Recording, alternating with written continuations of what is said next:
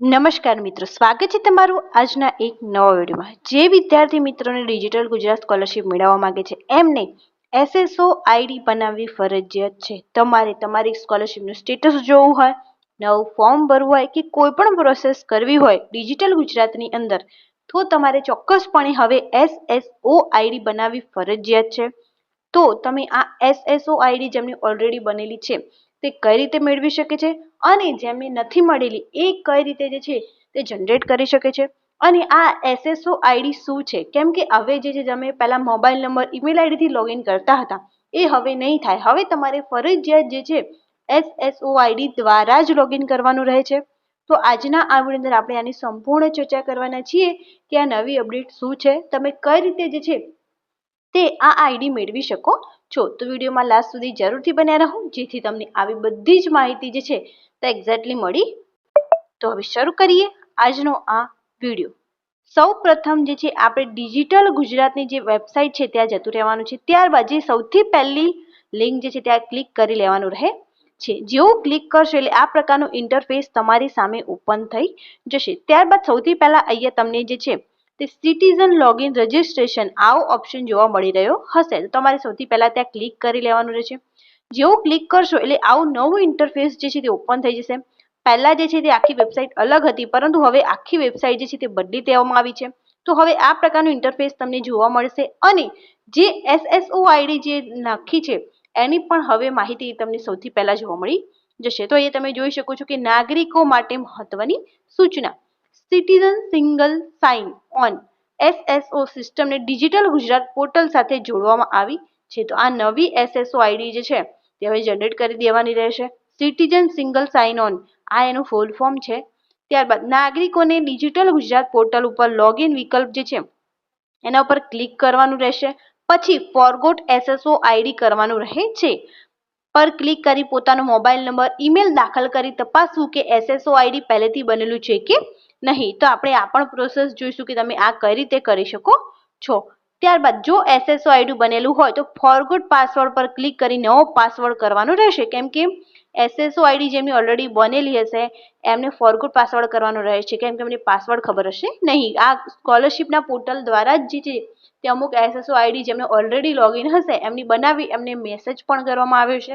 પરંતુ જો તમને મેસેજ ના મળતો હોય તો તમે આ પોર્ટલ પર પણ આની તમામ માહિતી જે છે તે મેળવી શકો છો। એની પણ વાત આપણે આજના વિડીયો અંદર કરવાના છીએ। જો એસએસઓ આઈડી ન બનેલો હોય તો sign up for SSO ID પર ક્લિક કરી નવી પ્રોફાઇલ બનાવી આગળ વધવાનું રહેશે। જો તમારી પાસે એસએસઓ આઈડી ના હોય તો તમે કઈ રીતે બનાવી શકો છો એની પણ વાત આજના વિડીયો અંદર આપણે કરીશું। ડિજિટલ ગુજરાત પોર્ટલની તમામ સેવા અરજીઓ હવે તમારી પોતાની વેરીફાઈડ સિટીઝન એસએસઓ પ્રોફાઇલનો ઉપયોગ કરીને સબમિટ કરવાની રહે છે। એસએસઓ જે છે એ સિંગલ સિટીઝન સાઇન અપ માટે જે છે બનાવવામાં આવી છે। તો હવે આપણે જોઈએ કે આ તમે કઈ રીતે કરી શકો છો। પહેલા આને કેન્સલ કરી દેવાનું રહેશે। ત્યારબાદ આ જે નવું પોર્ટલ જે છે તે તમે જોઈ શકો છો, આની અંદર બહુ બધી અપડેટ આવી ચૂકી છે। તો હવે તમારે ફોર્મ ક્યાંથી ભરવાનું એની પણ આપણે વાત કરી લઈશું। તો એ તમે જોઈ શકો છો કે બધી સર્વિસીસ અવેલેબલ છે। તો તમારે આમ સ્ક્રોલ કરી અને સ્કોલરશિપ સર્વિસ તમને એ જોવા મળી રહી છે। સ્કોલરશિપ સર્વિસની અંદર નીચે રીડ મોર આવો ઓપ્શન જોવા મળી રહ્યો છે, ત્યાં તમારે 2 વાર ક્લિક કરવાનું રહેશે। જેવું ક્લિક કરશો એટલે તમારા સામે જે છે તે નવું સ્કોલરશિપનું સ્પેસિફિક પોર્ટલ જે છે તે ઓપન થઈ જશે। અહીંયા તમે જોઈ શકો છો કે Gujarat state scholarship portal, Gujarat state scholarship portal પર citizen single sign on SSO system શરૂ કરવા અંગેની જાહેરાત જે છે તે અહીંયા કરી દેવામાં આવી છે। આ https gujarat.sso.gujarat.government.in citizen registration forgot SSO ID link પર જઈ તમારો મોબાઈલ નંબર અથવા ઈમેલ આઈડી દાખલ કરી તપાસો કે એસએસઓ આઈડી બનેલું છે કે નહીં। તો હું એ પણ તમને બતાવું છું કે તમારે કઈ રીતે ચેક કરવાનું રહેશે। જો એસએસઓ આઈડી બનેલું હોય તો ફોરગોટ પાસવર્ડ પર વિકલ્પ ક્લિક કરી નવો પાસવર્ડ સેટ કરવાનો રહેશે। આ પણ આપણે જોઈશું। જો એસએસઓ આઈડી ન બનેલું હોય અને અમુકનો એવો ક્વેશ્ચન હશે કે શું આ ફરજિયાત છે, તો ચોક્કસપણે આ ફરજિયાત છે। જો તમારે ડિજિટલ ગુજરાત સ્કોલરશિપ પોર્ટલ ઉપર લોગિન કરવું હોય તો તમારે એસએસઓ આઈડી અને પાસવર્ડથી જ તમે હવે કરી શકશો। જો એસએસઓ આઈડી ન બનેલું હોય તો sign up for SSO ID પર ક્લિક કરીને તમામ નવી પ્રોફાઇલ એસએસઓ આઈડી બનાવવાની રહેશે। તારીખ 20/11 થી આપના એસએસઓ આઈડી દ્વારા ગુજરાત સ્ટેટ સ્કોલરશિપ પોર્ટલ પર લોગિન કરવાનું રહેશે। આ ઓલરેડી અમલમાં આવી ચૂકી છે। સૂચના ઉપરોક્ત જણાવેલ તારીખ બાદ આપ હાલના ગુજરાત સ્ટેટ સ્કોલરશિપ પોર્ટલના યુઝર આઈડી અને પાસવર્ડથી લોગિન કરી શકશો નહીં. મીન્સ તમે જે પહેલા મોબાઈલ નંબર અને ઈમેલ આઈડીથી લોગિન કરતા હતા તે હવે કરી શકશો નહીં. આ સૂચના જનસેવા તથા ઈ-ગ્રામ કેન્દ્રોમાં કામ કરતા ઓપરેટર અધિકારીશ્રીઓને લાગુ પડતી નથી. હવે તમારે શું કરવાનું રહેશે? તો અહીંયા તમને સૂચના એવું ઓપ્શન જોવા મળે છે, ત્યાં ક્લિક કરી દેવાનું રહે છે. જેવું ત્યાં ક્લિક કરશો એટલે એક નવું ઓપન થઈ જશે, જ્યાં તમે જોઈ શકો છો કે department of science and technology DSEST દ્વારા પ્રોવાઈડ કરવામાં આવે છે. અહીંયા તમારે જે છે તમારે SSO આઈડી તમે મળી શકે છે. જો તમારી ઓલરેડી છે કે નહીં એ જાણકારી લેવા માટે તમારે જોઈતી હોય તો ત્યાં સૂચના લખેલું છે ત્યાં ક્લિક કરવાનું રહેશે. અહીંયા તમે સિલેક્ટ ટાઈપની અંદર જે છે તમે જે પણ પ્રમાણે લોગિન કરવા માંગતા હોય એ પ્રમાણે જે છે તે અહીંયા લોગિન કરી લેવાનું રહેશે.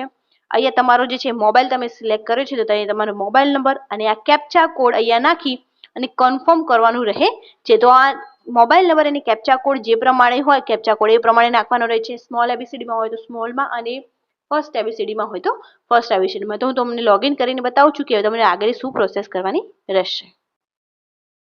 જેવું તમે જે છે તમારો મોબાઈલ નંબર અને નાખશો એટલે તમે જોઈ શકો છો કે અહીંયા મને મેસેજ પણ આવી ચૂક્યો છે અને અહીંયા તમને SSO આઈડી પણ જોવા મળી રહી હશે. અહીંયા SMS send successfully check your SMS ની અંદર પણ તમને તમારી જે છે SSO આઈડી જોવા મળી જશે અને અહીંયા પણ તમને જે છે તમારી SSO આઈડી જે છે તે જોવા મળી જશે. જો અહીંયા હશે તો મળશે, જો તમારી SSO આઈડી નહીં હોય તો તમને અહીંયા બતાવશે નહીં. ત્યારબાદ હવે તમારે લોગિન કરવું હોય તમારી SSO આઈડી થી તો તમે કઈ રીતે કરી શકો છો? તો તમારે ઓકે ઉપર ક્લિક કરી દેવાનું છે. ત્યારબાદ તમારે આવું એક અલગ ઇન્ટરફેસ જે છે તે ઓપન થઈ જશે.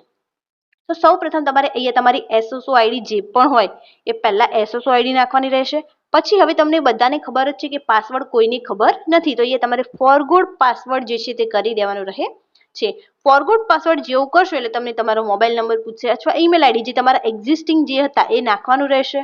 ત્યારબાદ તમારા મોબાઈલ નંબર અથવા ઈમેલ આઈડી ઉપર એક ઓટીપી આવશે, જે ઓટીપી નાખી અને તમે જે છે નવો પાસવર્ડ ક્રિએટ કરી શકો છો SSO આઈડી પ્લસ તમે મોબાઈલ નંબર જે હોય નાખી અને એના ઉપર ઓટીપી લઈ અને ફરીથી નવો જે તમારો પાસવર્ડ જે છે તે જનરેટ કરી શકો છો. SSO આઈડી આવી ગઈ છે, પાસવર્ડ આવી ગયો છે. ત્યારબાદ એ બંને તમારે લોગિન કરવા માટે એ બંને અહીંયા નાખી દેવાનું રહેશે. ત્યારબાદ અહીંયા તમારે જે કેપ્ચા કોડ છે તે નાખી અને અહીંથી સાઇન ઇન કરી લેવાનું રહે છે. ત્યારબાદ તમે સ્કોલરશિપનું ફોર્મ ભરી શકશો, તમારું સ્ટેટસ પણ જે છે તે તમે જોઈ શકશો. હવે એ વિદ્યાર્થી મિત્રોની વાત કરી લઈએ કે જેમના જોડે SSO આઈડી નથી તો એમને શું કરવાનું રહેશે. તો એમને અહીંયા sign up for SSO ID આવો ઓપ્શન જોવા મળી રહ્યો છે. ત્યાં એમને જે છે તે ક્લિક કરી દેવાનું રહે છે. જેવું ત્યાં ક્લિક કરશે તો તમારે પહેલી વાર જે લોગિન કરી રહ્યા એમને મોસ્ટલી આ ઓપ્શન કરવાનું રહેશે. તો SSO આઈડીનું જે પ્લેટફોર્મ જે છે તે ઓપન થઈ જશે. અત્યારે થોડું લોડ રહ્યું છે, પછી આ રીતે ઓપન થઈ જશે. તો હવે તમારે બધી જ ડિટેલ અહીંયા નાખી તમારો સિલેક્ટ ટાઈપ આધાર સિલેક્ટ કરવાનો રહેશે, આધાર નંબર, અહીંયા કેપ્ચા કોડ નાખી સેન્ડ ઓટીપી કરી અને વેરીફાઈ કરવાનું રહેશે.